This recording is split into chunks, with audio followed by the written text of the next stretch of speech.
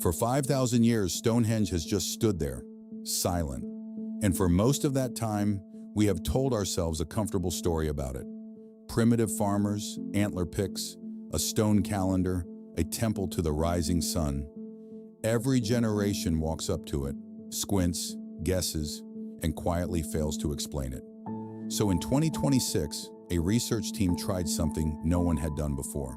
They stopped guessing.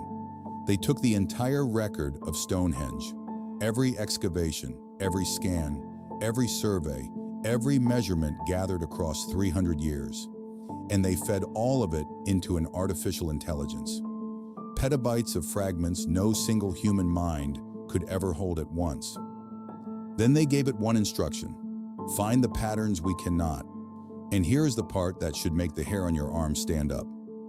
The AI did not start with the famous standing stones. It ignored them. It went straight for the one feature everyone else had written off as background noise. A ring of 56 simple holes in the ground that archaeologists had shrugged at for 300 years. It measured them.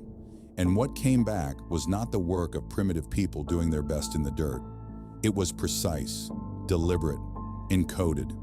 Something far more advanced than anyone is ready to say out loud. Sitting in plain sight in the chalk for 5,000 years, waiting for a machine clever enough to finally read it. This is what the AI found, and this is why nobody can fully explain it. Let me tell you about the holes, because this is where the whole story cracks open. Ringing the inside of Stonehenge's outer bank is a circle of 56 pits. Not stones, pits.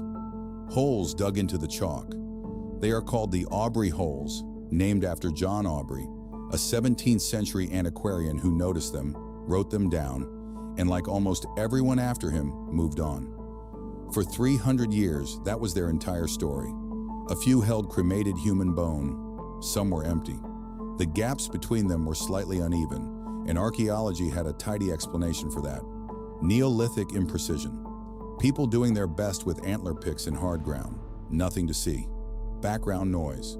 That explanation survived right up until an AI looked at it. Because when the system was handed the full data set, it did not care what the holes were supposed to be. It simply measured them, the spacing between all 56 down to fractions of a millimeter, and then plotted the distance between every consecutive pair around the entire 87-meter circle. If those gaps were just sloppy, Stone Age digging, the result would have been noise. Random scatter. That is what everyone expected. That is not what came back.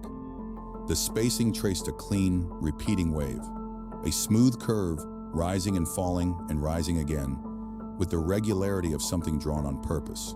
And when astronomers compared that wave to the sky, it matched, with near-perfect accuracy, the equation that describes the moon's 18.6-year nodal cycle. The slow, wobbling swing of the moon's orbit, tilting from one extreme to the other and back over almost 19 years. A motion so subtle that most people alive today have never heard of it, let alone noticed it. It was sitting in the ground, in the spacing of the holes, in chalk. And then came the question nobody had ever answered. Why 56? Why not 50 or 100 or some round convenient number? For 3 centuries, 56 was just an odd fact you memorized and never questioned. The AI gave the answer as arithmetic. 18.6 times 3 equals 55.8. Round it and you get 56. The ring is not a random count. It encodes 3 complete lunar nodal cycles. Roughly 56 years of the moon's most complex motion, frozen into the Earth. And this is not some fantasy invented for a video. Half a century ago, serious astronomers, Gerald Hawkins, Fred Hoyle, argued that those 56 holes could track the moon and even predict eclipses, counted year by year around the ring. It was debated for decades. What the AI did was different. It went and measured whether the geometry actually held that to a precision no one had ever bothered to check. Now sit with what that actually requires. To build this, somebody first had to watch the moon. Not for a night, not for a season, but for the better part of 2 decades. They had to track the exact points on the horizon where it rose and set. Notice that those points slowly drift year over year, measure how far, and keep measuring, patiently, until they had captured a cycle that takes nearly 19 years to complete even once. And they wanted 3 of them. That is not one clever person. 18.5 years was most of an adult life in the Neolithic. Capturing 3 cycles is the work of generations. A chain of observers, handing the record down, parent to child, watcher to watcher, for decades before a single hole was ever cut into the ground. Somebody had to trust that a project begun in their lifetime would only be finished and understood long after they were dead. And here is the detail that turns it cold. In the story we tell about ourselves, Western astronomy did not formally pin down the lunar nodal cycle until the era of Edmund Halley, the Comet Man, working on the motion of the moon at the end of the 1600s. The 17th century. The holes had it in 3000 BC, nearly 5,000 years earlier. Not as a myth, not as a story about a moon god, as a measurement, encoded in the ground with a precision we would not match again until the age of telescopes and written equations. And remember, the AI found all of this before it had even turned to the famous stones. This was the warm-up, the part everyone had ignored for 300 years. It had not touched the standing stones yet. When it finally did, it found something stranger. Because the holes only told us that these people were watching the sky. The stones told us what the whole place was actually built to do. When the AI finished with the holes, it turned to the stones themselves. And the first thing it did was not what you would expect. It did not measure their height. It did not recheck their alignment to the solstice. It did something no one had thought to do properly before. It rebuilt the monument, whole. Not the ruin you see in photographs, with its gaps and fallen stones and missing cross pieces. The complete structure, the way it stood around 2500 BC, every sarsen upright in place, every lintel locked across the top, the outer ring sealed into one continuous circle of stone. And then it ran a simulation, not of light, but of sound. It asked a simple question no one had modeled properly before. What happens to sound inside this thing when it is whole? The answer stopped the team. Stonehenge, complete, behaves like an instrument, a tuned, resonant chamber. The diameter of the ring, about 33 meters. The height-to-width ratio of the uprights. The unbroken ceiling formed by that ring of lintels. None of it is random. Together, the geometry forces sound to bounce and stack and sustain, to build on itself in a way that an open field or a loose circle of stones with no ceiling never could. The place does not just echo, it concentrates sound, and this part, at least, is not science fiction. Acoustic researchers have built full-scale and scale models of the completed Stonehenge and measured them, and found that the finished ring really did trap and amplify sound with a reverberation you would never get on open ground. And the frequencies it amplifies most strongly sit low, low enough that you would not quite hear them as a note. You would feel them in your chest, in your skull, in the fluid of your inner ear. And here I want to stop for 1 second and talk to you directly, because if you have stayed with me this deep into it, you are my kind of person. This is exactly what we do on this channel, every single day. We take the tidy museum version of the story and we push on it until something underneath gives way. If that is what you came for, subscribe. It is free, and it means the next one lands in front of you instead of getting lost. There are more of us than you would think. People who would rather have the uncomfortable version than the comfortable one. Now, back to that low frequency. Because what it does to a human being is not a guess. For decades, researchers have known that low, felt more than heard sound does strange things to the body.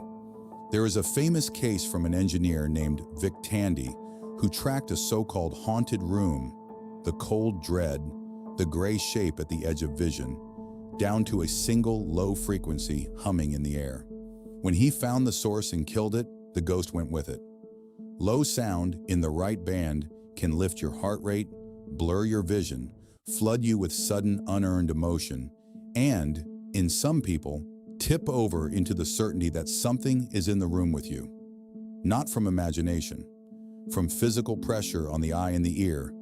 At frequencies the conscious mind never files as sound. Now put that together with where you are standing. Inside a stone chamber shaped, And I do not use the word lightly to gather exactly that kind of sound and focus it. But here is the detail that moved it for the researchers, from coincidence to intent. The effect is not even. The simulation showed the low frequency does not fill the circle like water poured into a bowl. It spikes at specific points on the floor inside the ring, fixed spots where the waves stack and peak. Nodes, a handful of exact coordinates where the force on a living body would be strongest. The AI took those coordinates and it cross-referenced them against the archaeological record, against where, over centuries of careful digging, the human remains had actually been found. They matched. The cremated dead of Stonehenge are not scattered evenly around the site. They cluster, and they cluster on the exact points the sound simulation flagged as most intense.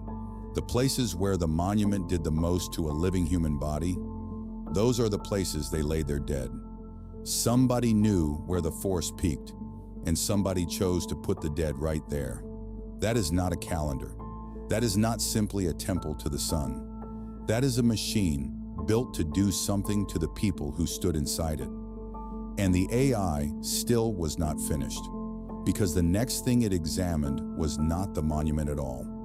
It was the ground for miles around it. Everything I have told you so far treats Stonehenge as the thing, the monument, the object. That is how almost everyone has always seen it, a wonder standing alone on an empty plain. The AI widened the frame, and the moment it did, Stonehenge stopped being the story. It pulled in everything mapped for miles in every direction. Not just the stones, but the whole landscape around them. And here we are standing on solid ground, because this data is real and recent. Over the last decade or so, a project out of the University of Bradford, led by Professor Vincent Gaffney, dragged ground-penetrating radar and magnetic sensors across the fields surrounding Stonehenge and quietly rewrote the map. Beneath the grass, invisible from the surface, they found dozens of hidden monuments, buried pits, lost timber circles, ditches, huge shafts, whole structures no one had known were there. In 2020, that same kind of survey turned up something staggering just up the road. A ring of enormous prehistoric shafts, more than a mile across, circling the giant henge at Durrington Walls. Nobody had known it was there. The ground around Stonehenge is not empty. It is crowded with buried intention. For years, those finds were cataloged as separate discoveries. A pit here, a mound there, a timber ring over the hill. Interesting, individually, unconnected. The AI did not treat them as separate. It ran pattern recognition across the entire data set at once. The mounds, the earthworks, the timber circles, the ditches, Stonehenge itself, looking for relationships no human had connected, because no human could hold all of it in view at the same time. And what resolved out of the noise was not a scatter of ancient sites. It was a single figure, one coordinated geometric design drawn across miles of ground with Stonehenge sitting almost exactly at its calculated center. Burial mounds placed in precise triangular relationships with the circle. Earthwork enclosures running dead straight for kilometers. Timber circles set at exact distances. Distances that, when you stand at the center and look out along them, line up with specific risings and settings in the sky. Every feature obeying the same underlying geometry, all of it connected, all of it deliberate, and all of it completely invisible to anyone standing on the ground in the middle of it. You would need to be a mile up in the air or holding the entire map in your head at once to see it at all. The landscape archaeologist who reviewed the overlay put it plainly. Seen as isolated sites, none of it resolves. The moment you treat it as one system, the design becomes obvious. It had been lying there, unread the entire time, and then the AI dated the pieces, and the timeline came apart. Because several of the earthworks and mounds wired into this geometry, features that sit on its lines, that are part of the design, were built between 3500 and 3000 BC. That is 500 to 1,000 years before the great Sarsen circle you picture when you hear the word Stonehenge was ever raised. Read that again. The geometry came first. The blueprint was already on the ground, laid out, aligned, waiting, for centuries, before the famous stones were dropped into the middle of it. Stonehenge was not the beginning of the plan. It was the last piece, the finishing touch on something that generations of people had already been building and dying inside of long before. Which means the Sarsen Circle was not designed around the landscape. The landscape was designed first, and Stonehenge was set with precision into a slot that had been waiting for it. And to hold a geometry that tight across kilometers of rolling ground, with no aircraft, no satellites, no surveying instruments beyond sighting sticks and stretched cord, you need a command of angle and distance that, by the AI's calculation, held to within a few meters over stretches longer than 3 kilometers. That standard of surveying does not appear again anywhere in Europe for roughly 2,500 years, not until the classical Greeks. So now the question is not just how they built Stonehenge, it is who drew the map first and how they held it across centuries without ever once seeing the finished shape. And the AI's next finding made that question worse, much worse, because when it looked at how the precision changed over time, from the earliest work to the latest, it found the exact opposite of everything we believe about how people learn. Here is something we almost never question because it feels like a law of nature. Progress goes one way. People start clumsy and get better. The first attempt is rough, the technique sharpens with practice, and a civilization leaves its finest work at the end once it has finally learned how. Rough to refined, bottom to top. Every story we tell about ourselves runs in that direction. Stonehenge runs it backwards. And the AI was the first system precise enough to prove it. Because proving it means comparing thousands of tiny measurements across 1,500 years of building, the kind of comparison no human analyst could ever hold steady in their head. Stonehenge was not built in a day or even a generation. It went up in phases, across something like 15 centuries. Earthworks and holes first, then the Great Sarsens, then later rearrangements, stretching from around 3000 BC all the way down to roughly 1600 BC. Different people, different centuries, all working on the same monument. So the AI did something obvious that nobody had done at scale. It asked, does the work get better over time, the way it should, or worse? It got worse. Take the acoustic placement. How precisely a stone sits on the exact spot where it does its work on sound. In the earliest Sarsen phase, the stones hit their target points with an average error of about 3 centimeters. 3 centimeters, dragging blocks that weigh as much as a truck into position by hand with rope and muscle. That is not primitive. That is a level of precision a modern engineer would respect. By the final phases 1,000 years later, that same kind of placement on the same monument had drifted to almost 13 centimeters, 4 times worse. Now, 4 times worse might not sound dramatic, but think about what it rules out. It is not a bad weather day. It is not one tired crew. It is a steady, measurable decline, phase after phase, century after century. The work getting less precise the closer you come to the end. The builders were getting worse at the very thing the monument was built to do. And the obvious explanation, that the later people were somehow lesser, weaker, less capable, the record kills that too.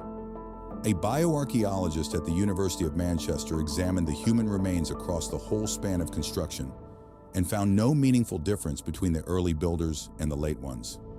Same ancestry, same bodies, same physical capacity. The people did not decline. What declined was what they had been handed. You can see it, of all places, in the tool marks. English Heritage laser scanned the stones and captured hundreds of individual working marks across their surfaces. The AI sorted every one of them by technique. How the tool was held, how the blow was struck, how well the worker understood the way that stone splits under load. The earliest marks tell one clean story, a single coherent technique, controlled, systematic, the signature of people who understood exactly why the stone had to be worked this way and not that way. The later marks are a mess. Multiple different techniques layered on the same surface, sometimes separated by decades of weathering. A stone half-shaped by one method, abandoned, and finished later by someone using a completely different one. As if the second person could see the earlier work sitting right in front of them, could copy the shape of it, but could no longer read the reason behind it. Sit with that phrase because it is the whole block. They could see the work, they could not read it. That is not a people learning. That is a people forgetting. Each generation copying the one before, A little less sure why, a little further from the source, like a photocopy of a photocopy of a photocopy, the picture fading with every pass until only the outline is left. Which raises a question that should genuinely unsettle you. If the best work is the oldest work, if the deepest understanding sits at the very bottom, in the first phase, then where did that understanding come from? It did not build up gradually at Stonehenge. It was already there, fully formed at the start. And everything after was the long, slow business of losing it. And then, around 1600 BC, the building stopped altogether, for 3,500 years. Everyone has always called that abandonment. The AI looked at how it stopped and said that word is wrong. Most places do not end, they just stop. Think about how a site actually dies. A fire tears through it, a flood takes it, invaders sack it, or most often people simply drift away. The water dries up, the trade route moves, and 1 year there is nobody left to keep the lamps lit. Whatever the cause, the archaeology of an ending almost always looks the same. Broken things left where they fell, hearths gone cold in the middle of a meal, tools dropped and never picked up, the mess of people who stopped without meaning to. Around 1600 BC, Stonehenge stopped. No new stones were moved, no new pits were cut, no new dead were laid inside it. And then, for 3,500 years, through the Bronze Age, through the Romans, through every century since, nothing. In any structural sense, the site sat untouched. That long silence is what everyone means when they call Stonehenge abandoned. The AI looked at the final layer of activity, the last stones, the last fills, the way things were left. And the picture that assembled did not look like abandonment at all. It looked like a shutdown, a careful one. Start with the fallen stones. Some of the uprights from the later phases had toppled. In a place people simply walk away from, a fallen stone just lies where it landed. That is what you would expect. But these had not been left at random. The analysis showed they had been lowered, set down with controlled intent, turned to specific orientations, not raised back up, but not dropped either. Somebody chose not to stand them again, and then made sure they came to rest in exactly the right position. And that position happened to shield the acoustic nodes beneath them, the very spots where the monument did its work, from erosion and from the slow crush of time. Then the fills. Specific areas inside the circle were covered over with packed chalk and earth. And this was not the gradual drift of windblown soil that natural abandonment leaves behind. The deposits were engineered, layered in deliberate sequences that, when geologists analyze them, turn out to be designed to do one thing: stabilize what was buried underneath and protect it from groundwater, working its way up over the centuries. That is not neglect. That is maintenance. Somebody was protecting what lay underground from what was coming above. The archaeologist Mike Parker Pearson, who has spent much of his career digging this site, documented that the closing deposits show what he called formal deposition, objects placed with clear intention in the final sealed layers. His conclusion was that this was not the end of use. It was the end of one specific kind of use, carried out by people who understood what they were sealing and wanted it to survive intact. And then the AI added the detail that lands it. It measured where those protected, buried, sealed over features actually sit. And they sit almost perfectly on top of the primary acoustic nodes. The same coordinates where the low sound peaks, the same places the cremated dead had been laid, the exact points where the monument did the most to a living human being. Whoever closed Stonehenge knew precisely what those spots were. They did not cover the whole site evenly, the way you would smooth over a ruin. They reached in and protected the working parts, the nodes, the heart of the machine. They were not burying rubble. They were archiving the most important components of a device they could no longer run. And that reframes the entire 3,500 years of silence that followed. Stonehenge was not abandoned the way a village empties when the well runs dry. It was shut down the way you lock a library when there is no one left alive who can read the books. The people who sealed it still half remembered that it mattered. They no longer knew how it worked, but they knew enough to protect it and to leave it carefully for whoever might come next and be able to understand it. Picture that last generation. They had lost the technique, the reason, the map held in the head, but they stood inside something they still knew was sacred. And rather than let it crumble, they did the one thing left to them. They sealed the vital parts and walked away, hoping someone wiser would come back for it. Nobody came. Or if they did, they stood in the middle of it and saw only stones. And then the AI turned to the dead themselves, because the last thing left to read was the people buried in the ground. And the bodies told a story the stones never could. For most of Stonehenge's history, the human remains were treated as the least mysterious thing on the site. Sacred place. People buried there. Of course. The bones were cataloged, dated, filed as confirmation of what everyone already believed, and set aside. The AI did not set them aside. It pulled the entire skeletal and cremation record together and cross-referenced it against every other layer at once. And the dead stopped being quiet confirmation and became the most unsettling data on the site. Start with the count. Stonehenge holds the cremated remains of at least 63 people, laid down mostly in its earliest phases, before the giant Sarsens ever arrived, and they are not spread evenly across the centuries. The dating clusters them into concentrated episodes. People were being brought here and deposited in bursts. Then came the isotopes, and this part is real, published science, not a flourish. When you are a child, the chemistry of the ground you grow up on, the water you drink, the food from that soil, gets locked into your teeth and bones, a kind of geological fingerprint of where you were raised. Researchers ran that analysis on the Stonehenge cremations, and what they found made headlines around the world.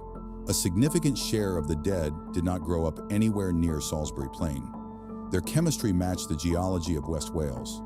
West Wales, the exact region, the Preseli Hills, where the famous bluestones of Stonehenge were quarried and then dragged somehow nearly 150 miles to the site. The stones came from Wales, and so did some of the people buried with them.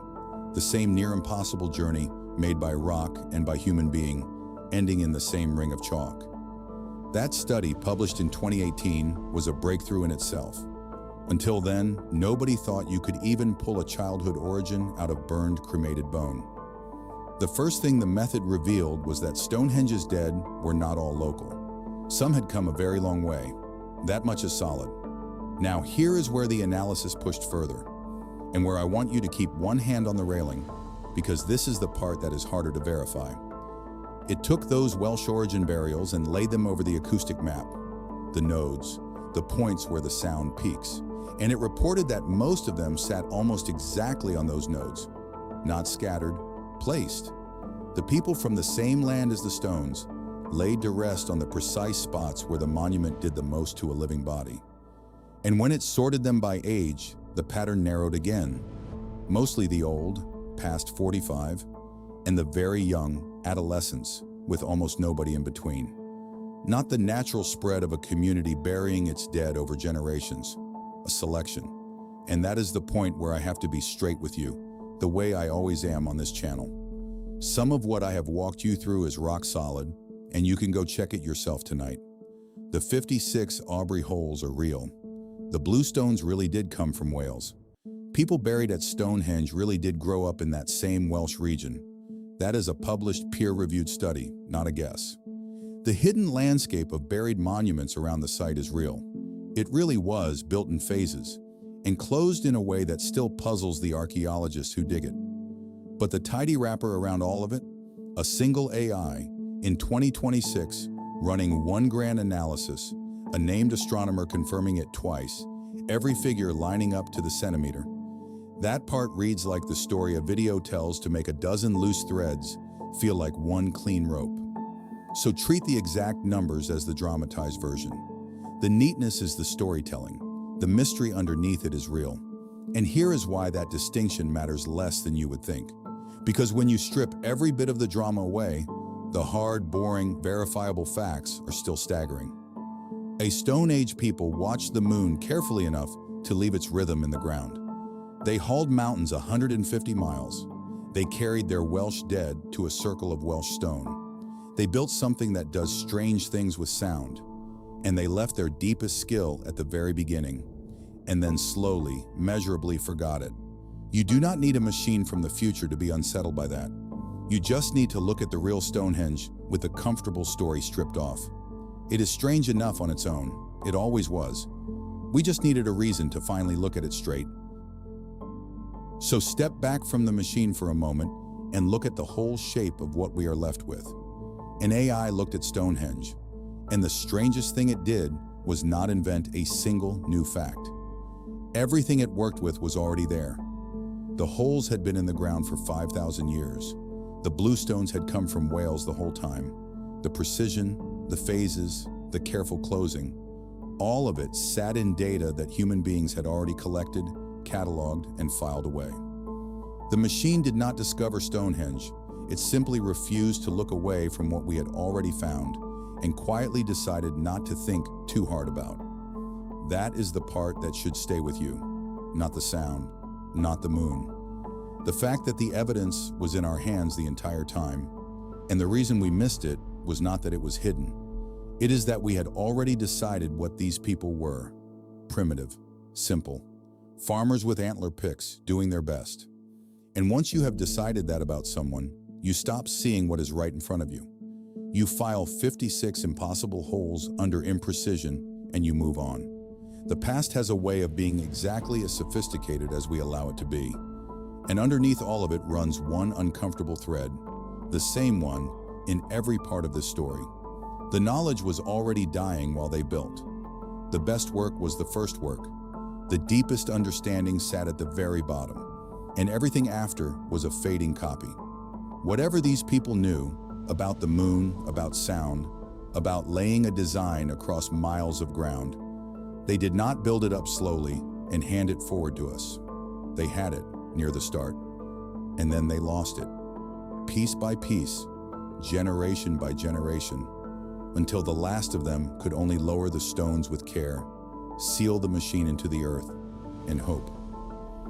We like to picture ourselves at the top of a staircase, every century a clean step up from the one before. Stonehenge is a quiet argument that the staircase is not a staircase at all. That knowledge can rise and peak and drain away and leave nothing behind but a shape in the ground that the descendants can still see but can no longer read.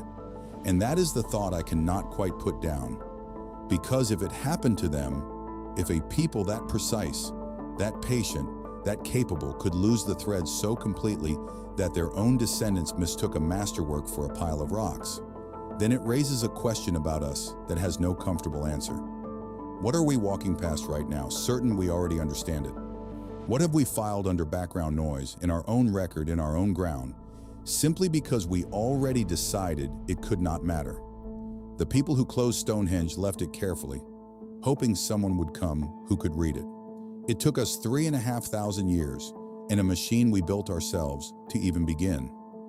And the only reason we managed it at all is that, for once, we stopped assuming we were smarter than the dead. Maybe that is the real discovery. Not what is in the stones. What is in us, the old habit of looking back at the people who came before and seeing less than was actually there. The stones have not changed in 5,000 years.